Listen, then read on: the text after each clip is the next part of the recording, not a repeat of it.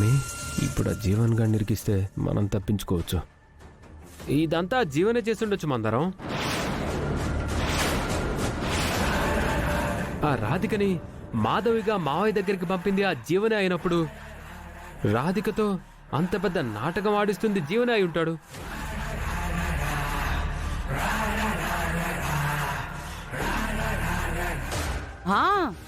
దీపక్ చెప్తుంటే నాకు అదే నిజం అనిపిస్తోంది.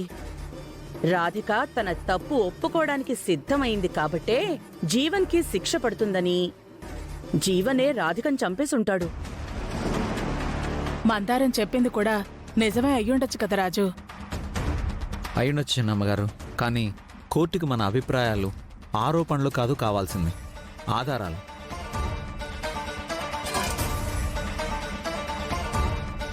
జీవనే చేసుంటాడని వెళ్ళి వాడికి 4 తగిలించి అడిగాను.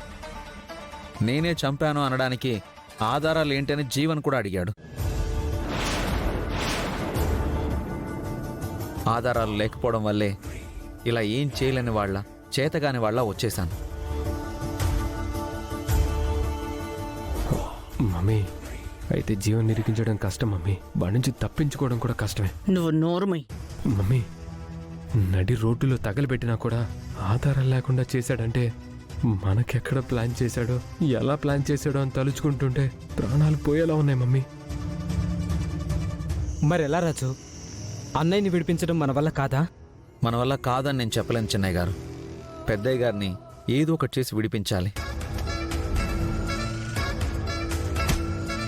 మా ప్రయత్నాలన్నీ మేం చేశాం బాబాయ్.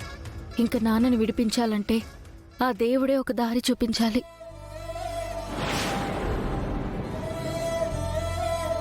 నిన్నటి వరకు సీఎం కుర్చీలో రాజులా కూర్చున్న నాన్నని అలా పోలీస్ స్టేషన్లో ముద్దాయిలా ఉండడం చూడలేకపోతున్నాను బాబాయ్.